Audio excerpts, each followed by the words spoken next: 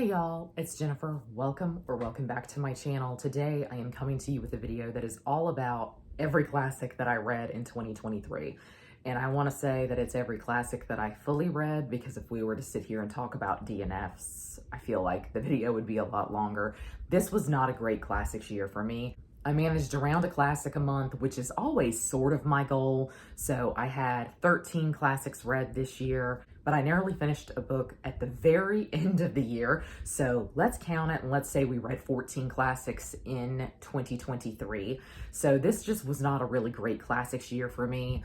I hope that 2024 is better, but given how this year and 2022 went, I did not even want to make a classics goal for 2024. So some of these books I really did not like, but I did have a couple of standouts. And this is a really varied list. As always, you never know what you're going to get. This is all over the place. So let's go on and get into the list of classics that I read in 2023. The first classic that I read in 2023 was Plutarch's Roman Lives. And so my goal actually in 2023 was to read more ancient classics and to actually reread them. My goal was to come back to them. And I did start rereading a couple of others, but I never completed them. So I just did not want to include them here. Now, I did complete Roman Lives by Plutarch, and I enjoyed this. It was just fine. Plutarch has always been my favorite of the ancient Roman historians because I think he's very approachable. I think he's easy to understand. I think he's very, very readable. And so if you've ever been intimidated by the ancient histories, the Roman histories in particular, Plutarch is one that I think you should try. I really think he's very inviting. His whole shtick, though, is that he's actually writing both Roman and Greek lives. And he is pairing a Roman and a Greek together that he thinks kind of work well together based on their position in society, based on some of the things they achieved in their lifetime, because Roman society is contemporary to him. So he's kind of pairing a contemporary figure with a historical figure to him. And modern publishers often split this up and they'll do Greek lives and Roman lives. I really was more interested in visiting the Roman lives this time around, so I was fine with that. But I do think that's just kind of strange every time I think about it, because I feel like that's a little bit disingenuous to the work and to how he intended you to read it. But I went with Roman lives this time, and so a lot of this was a reread for me, but a lot of it was also kind of new to me. I don't know that I had ever completed Plutarch's Roman lives, so that was exciting. I still think Plutarch is very interesting and inviting, and I think he's more valuable for some of the figures that you've never heard of. There are some figures that he mentions that have like barely a page on Wikipedia, for example. And so you know they don't have very much written about them elsewhere. That's where he's valuable. But to me, if you want to read about Caesar or you want to read about Antony, I just feel like I would go with something more modern at this point, because it's going to refer back to Plutarch, but it's also going to encompass every other source that talks about Julius Caesar or Mark Antony.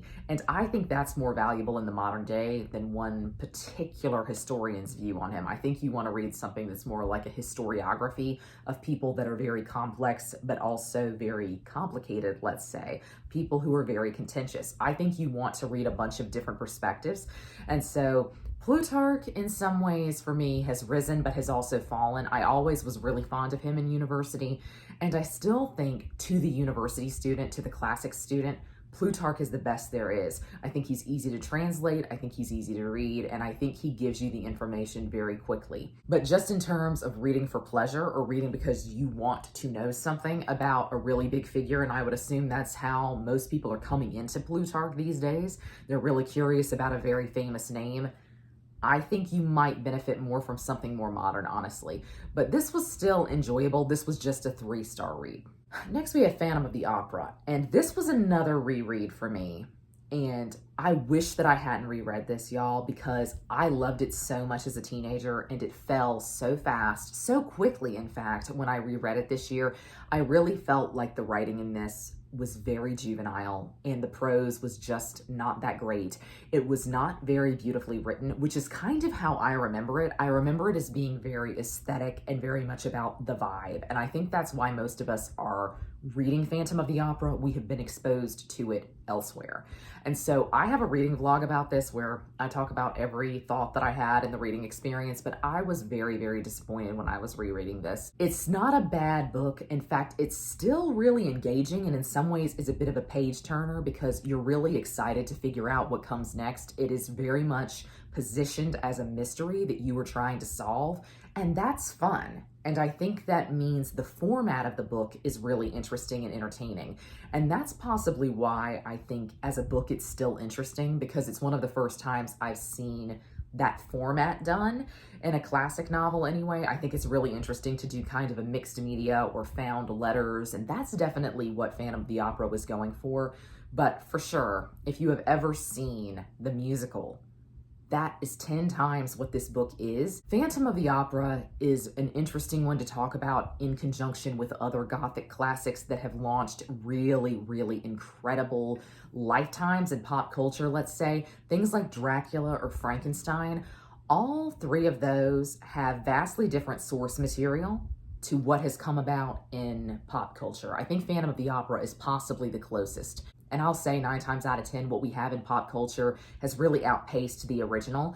Frankenstein is the rare exception to that. Frankenstein, the book, is 10 times what any modern adaptation of it has ever been. But Phantom of the Opera, I think, has been expanded on in these later films and in the musical specifically. And that has allowed it to become very popular. That has allowed the aesthetic to become so important to the story. And so when you go back and revisit the original, I think you go in expecting to see the musical on page, and that's just not what's happening. The characters are also not nearly as likable in the book as they are in the musical. In fact, I loved the character in the book that I hate in the musical. And I think most people hated the musical. But to me in the book, he was the only person who was trying to do anything. It was interesting, but I kind of regret rereading it because it went from a 5-star book to maybe a 2.5. I promise we're about to get to some good ones, y'all. I really just started off the year really poorly. So we also have the private memoirs of a justified sinner. I read this for Feb Regency. This was my Feb Regency read in February. Y'all, this was disappointing to me and was bad to me on nearly every level, but I accept that I wasn't the reader. I was not the intended audience for this book. So this came out around 1820, I want to say, and it's very fasty, and it's basically like a guy is making a deal with the devil. This is another Gothic classic. It's a very bizarre book because of the way that it's written. The first half is from one person's perspective, and the second half is from another person's perspective.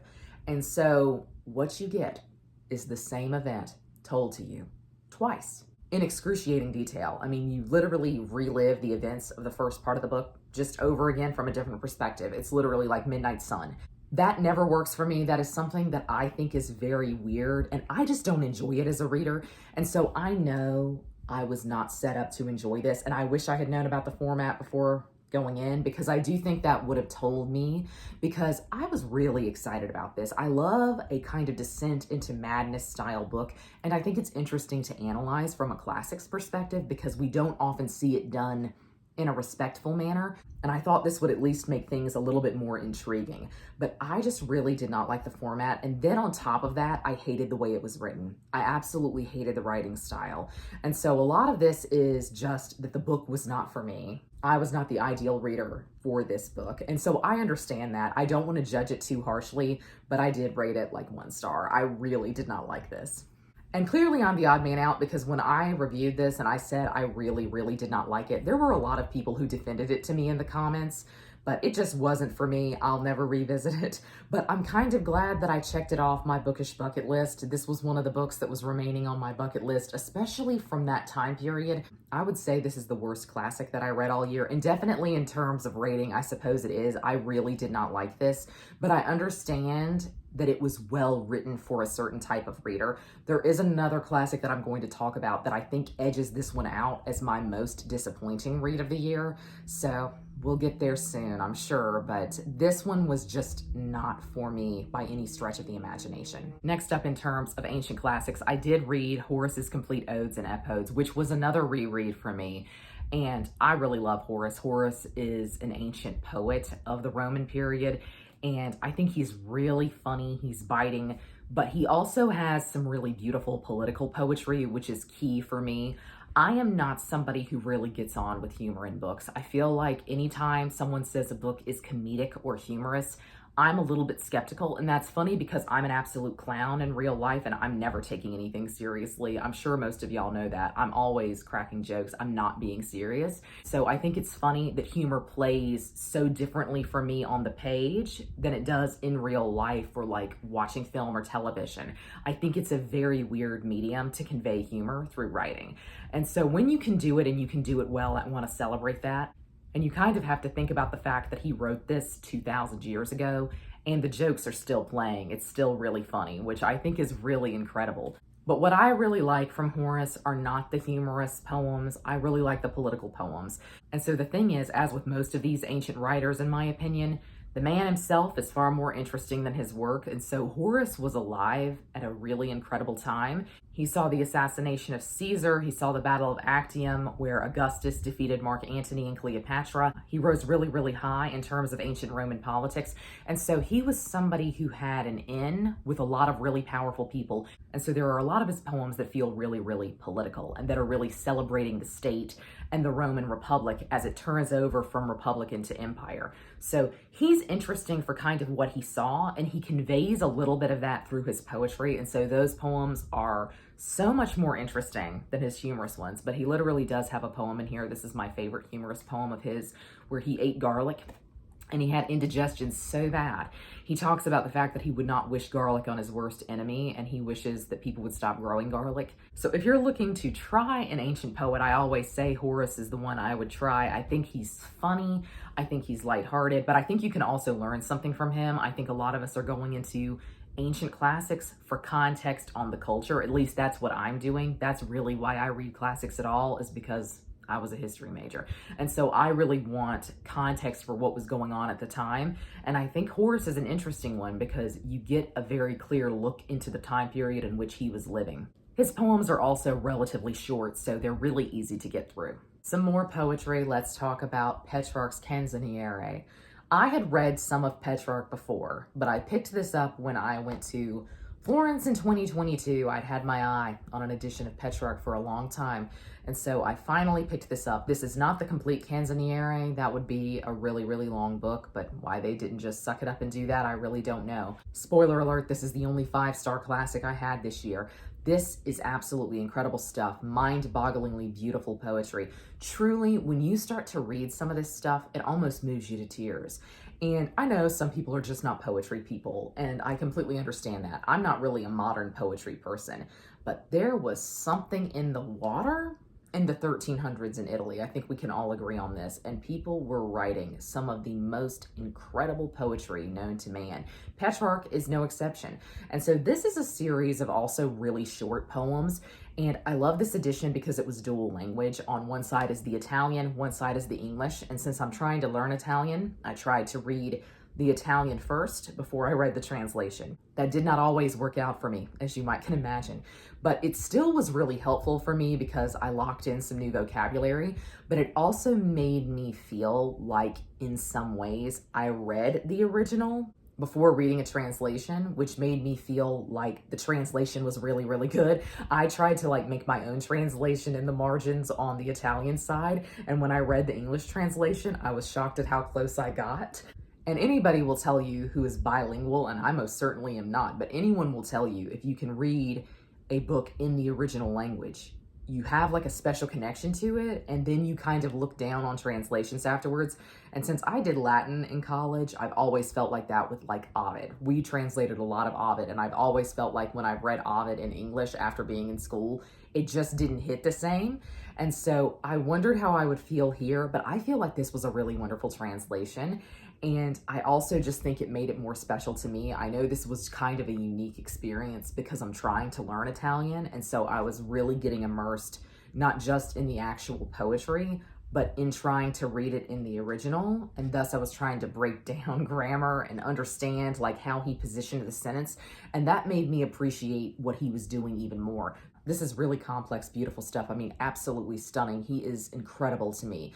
And this collection is interesting because these are poems that he wrote throughout his life. So some of these poems he wrote very early on, some of these poems he wrote towards the end of his life. And so he's writing about his muse, Laura, and Laura died of the Black Death, unfortunately. And so some of these poems were written prior to her death, and some of these poems were written post. And it's just interesting, literally, the emotion that he pours into this. It's like you're talking to him, or it's like this was written yesterday. There's something very, very raw about it. And that's why I prefer classic poetry to prose, because I think it's still very real and very relatable. This is some new all-time favorite poetry for me, and it was my only 5-star classic of the year, so I'm glad that I picked it up. I did reread A Tale of Two Cities. I feel like weirdly this was a year where I reread some classics, which is shocking. And I love A Tale of Two Cities. I will be a defender of A Tale of Two Cities until the end. If A Tale of Two Cities has 1 million fans, I'm one. If it has no fans, I'm dead. Because this is literally Charles Dickens' best book. I said it. I said it. It's this and Great Expectations. They're battling it out for the top spot, but I think of A Tale of Two Cities once a week. It haunts me at night. A lot of people are intimidated by Charles Dickens because he's got a lot of really long books, and he also has books that have so many characters, so many names that you have to keep up with, plots that you have to follow that are just going to converge at the end. A Tale of Two Cities is very short, comparatively speaking, to the rest of his works, and it's also a pretty straightforward plot. And this is set during the French Revolution, so it's historical fiction. It is also very raw and emotional. I think the thing is, and I always say this whenever I talk about A Tale of Two Cities, I understand A Tale of Two Cities is not a perfect book. And there's something about it that makes you think, I just can't give this book 5 stars because some of it is just not that great. You really do want more fleshing out, especially in terms of certain characters, in my opinion. But the ending of this is so dynamite that you forgive every other sin the book had, because you just genuinely are so blinded by how good the ending was. It's like childbirth syndrome, as they say. They say that women forget the pain as soon as they see their baby.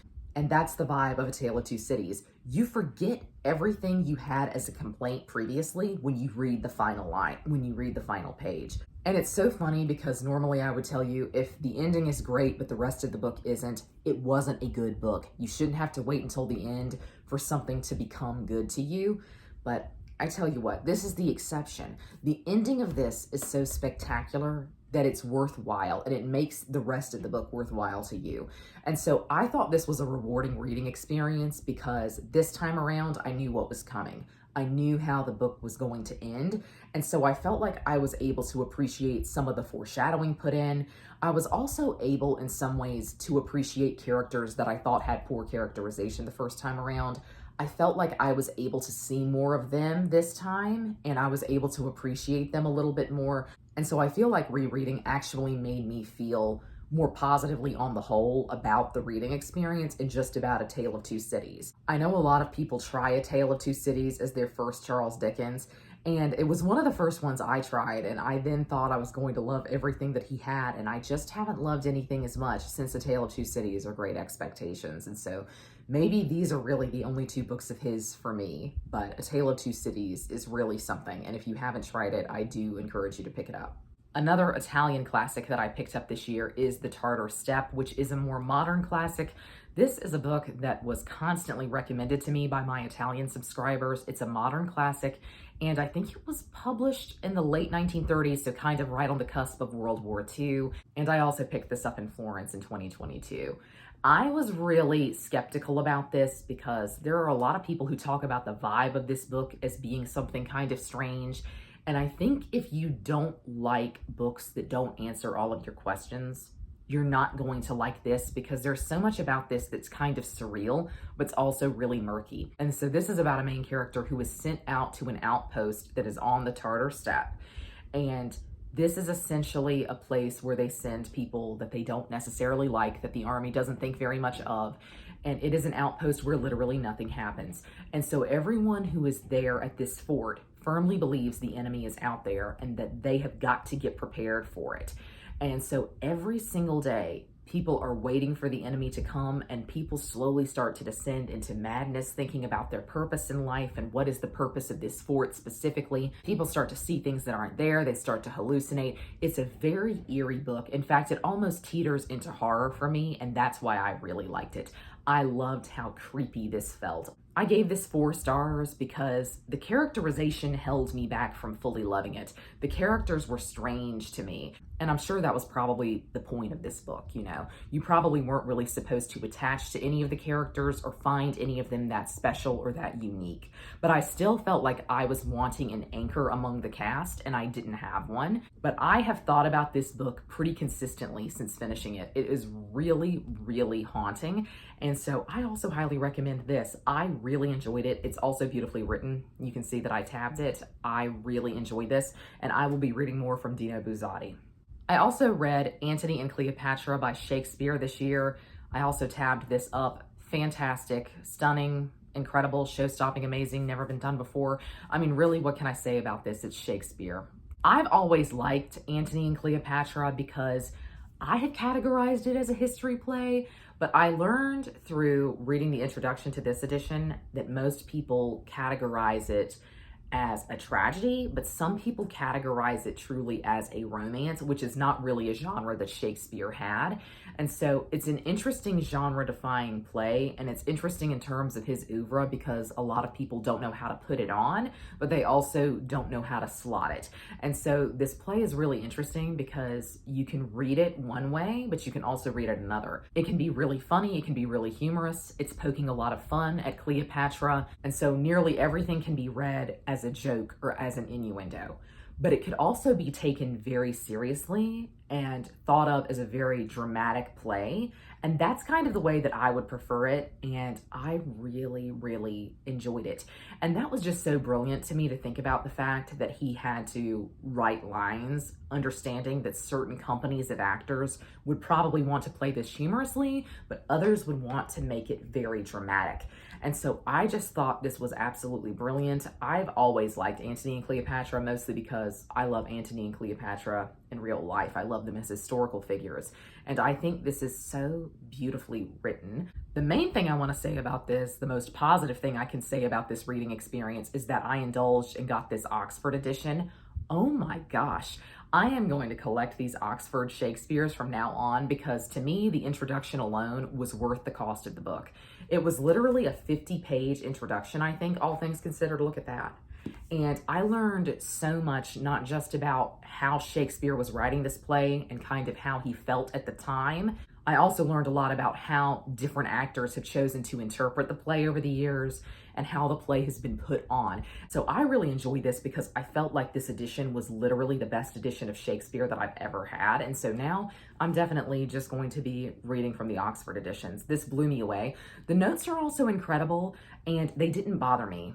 I sometimes think there are Shakespeare editions out there where they try to give you a note on every single line and explain what a word means when we all know what it means.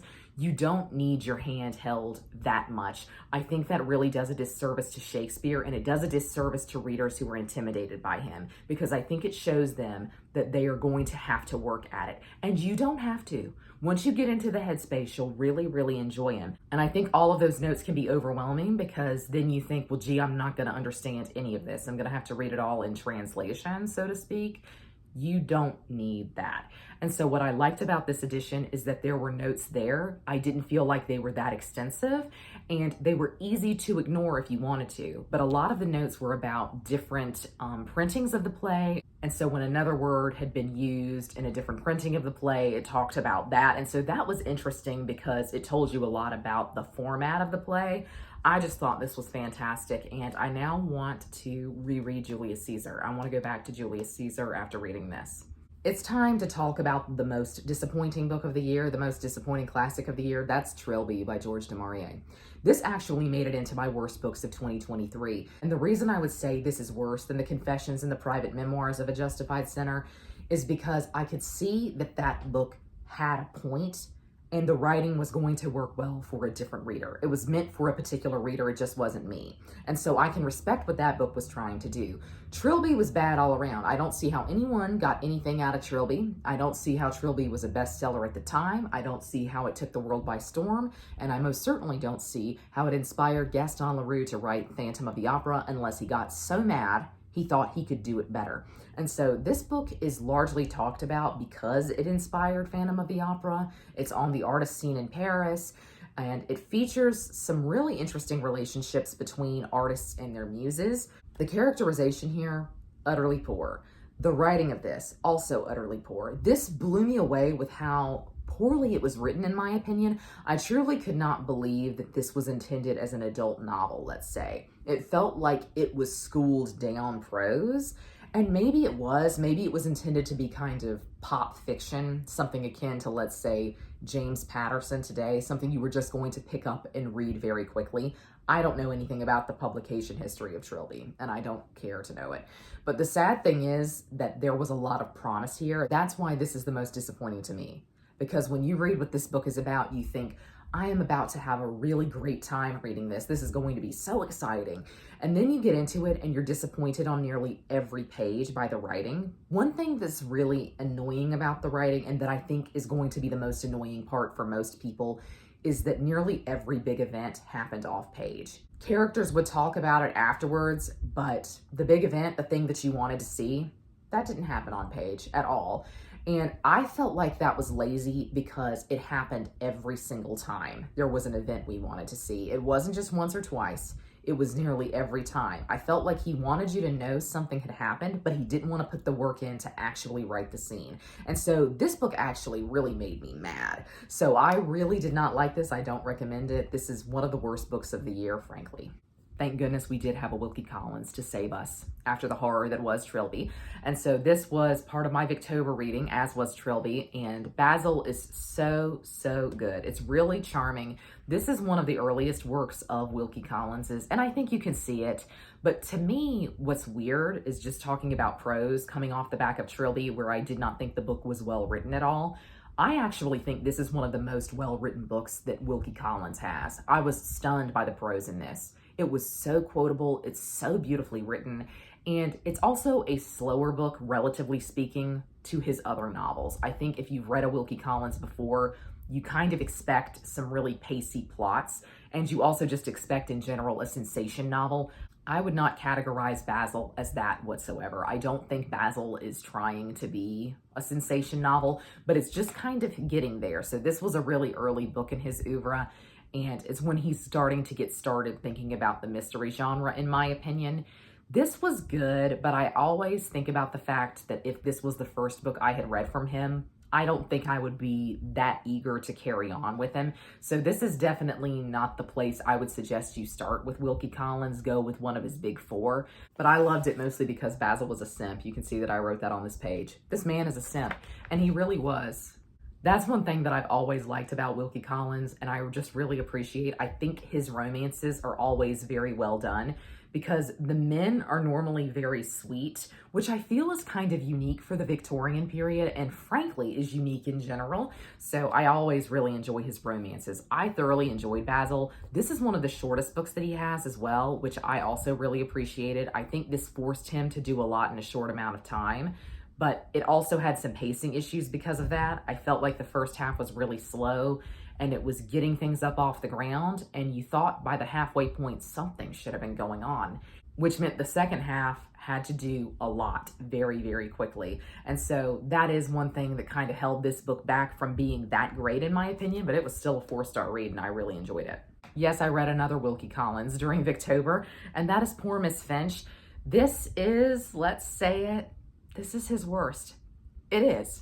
This is his worst for me so far. I still have a few books left, so something could edge this one out. I'll be honest, I still really enjoyed it because I love the way Wilkie Collins writes. Wilkie Collins is my favorite classic author, and I'm just going to read anything I can find from him, and I'm still going to enjoy it. So this was something that I still really enjoyed, but I'll be honest, this is his worst plot because this entire book could be solved by all of the characters having a conversation. and the book would be over. This also was weak on a character level for me, which is something that I don't normally say about Wilkie Collins. And so I was really disappointed in some ways by this book, but I also was still having a really good time because no matter what, his really charming writing was still present, and I still enjoyed it. And I think if this book were written by any other Victorian author, it would have been really good to me. But knowing how great Wilkie Collins can be, this really fell short. I had a lot of issues with this, quite frankly. And so even though I kept saying, well, I'm having so much fun and I'm really enjoying it, I still had a little voice in the back of my head that was really critiquing almost every aspect of this book, which was very unfortunate. Sadly, in my opinion, this is his worst book, but you know what? For me, it was still a 3-star read, which is still pretty darn good. I've never disliked a book from him. This to me just is probably at the bottom of my ranking right now. I also finally read The Brothers Karamazov this year. This is one of the weirdest books on the list for me because it's one of the books that I finished the most recently, but it's also the book that I've forgotten the most about. This left my head almost as soon as I finished the last page. And it's so strange to me because I feel like I love Dostoevsky, but maybe I'm forcing myself to, if that makes sense. Maybe I really only love one thing from him, which was The Idiot, and everything else that I've read from him has been me trying to force myself to love him. Maybe he's just not really for me. I loved a lot of what this book was doing conceptually and thematically. This book is entirely about religion. And to be frank, if you don't like that, if you don't like to read about Christianity or Orthodox Christianity, you're going to have a hard time with this book. And so I was really skeptical going into this, even though I love to read about religion. I had seen so many booktubers in 2023 DNF this and say they were never coming back to it, that it just was not for them. And so I was really worried going into this, wondering if I was going to have the same experience as most of the other booktubers that I had seen read it in 2023. I really loved it, especially the first half. And this is the thing.